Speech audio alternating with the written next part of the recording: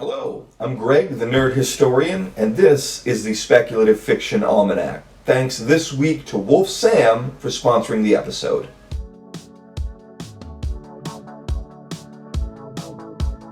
It is the week of January 22nd through the 29th, and this week we're celebrating a luminary of literary horror, a poet of the post-apocalypse, the trouble mind that tailored the tribble for Trek, and space Roman enthusiast Pierce Brown. Each week on this channel, we celebrate the creators that ask, what if? I use this term, speculative fiction, as an umbrella to include science fiction, fantasy, horror, and all orthodox and hybrid versions thereof.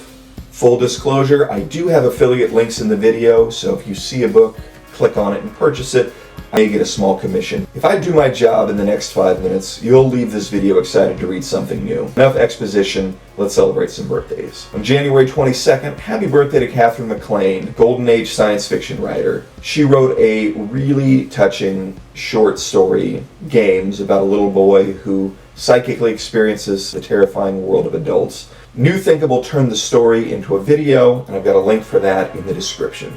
January 22nd, also happy birthday to Stephen Graham Jones, that luminary of literary horror. Just this week, his newest book, Don't Fear the Reaper, was nominated for the Bram Stoker Award for Superior Novel, and I tweeted him congratulations and he liked it back.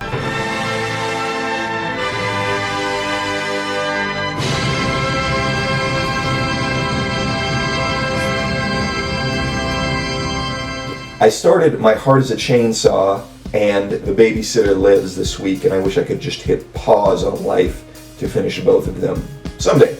January 23rd, happy birthday to Walter M. Miller Jr., the poet of the post-apocalypse. His magnum opus, A Canticle for Leibowitz, has it all. Worldwide war, book smuggling, mutants, shamans, and amidst it all, hope for the human race after the end of society. January 24th, I love when I have books by people that I'm talking about, and this week it is the Tailor of the Tribble for Star Trek. It is the story of how the original episode got made. Realizing as I'm editing that I never actually said his name. January 24th, happy birthday to David Gerrold, who wrote the book that I'm very excited about. He also wrote lots of other excellent science fiction, TV, and movies, but unfortunately none of them escaped the shadow of those terrible fuzzballs. Show business!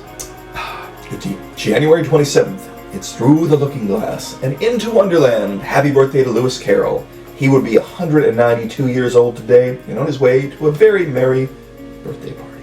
And on January 28th, happy birthday to Pierce Brown, who I jokingly referred to as a space Roman enthusiast at the start of this episode. Space Romans is a science fiction trope where future societies take on the trappings of the Roman Empire, and his Red Rising series does this to great effect. Setting for the books is a heavily stratified, spacefaring future human society, and follows a young man born into the working class who obviously has to lead a rebellion.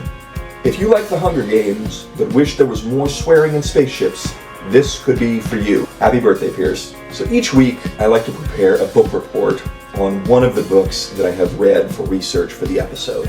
I give you the summary in the form of a storyboard.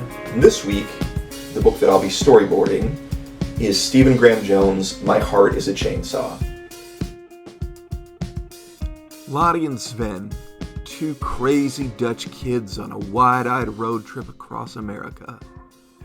They arrive in Proof Rock, Idaho after dark, and naturally, this being a horror book, decide to go skinny dipping in the lake.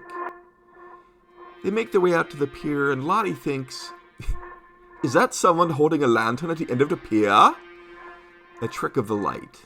It's just a lamp. Lottie's brought her phone, and she sticks it in a sandwich bag in the boat, leaves the camera running, and wedges it into the end of the canoe. And then, did something just pull Sven over the edge of the canoe? It's dark and they're far from help. Lottie cries out, but he's gone. Sven! Lottie yells, Sven! 20 feet away, he pops above the surface. Ha ha, I'm a funny Dutch guy. You're not getting any, Mr. Funny Dutch Guy, Lottie yells. She's ready to go. And then screams. And then the scream stops, and he's gone. Lottie has had enough, and she is in the water now, swimming hard. The phone is still in the canoe, recording. It can't see anything, but it captures Lottie's eyes scream. Of course, it falls to Jade, a high schooler, to sort everything out.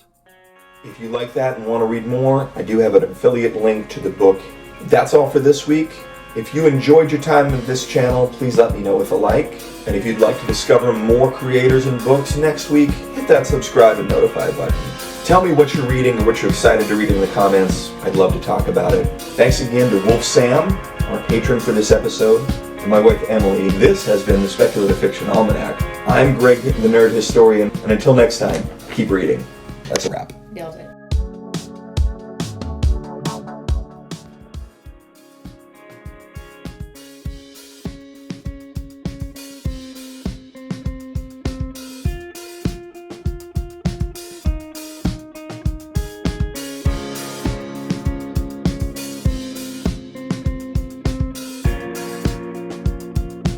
Show business.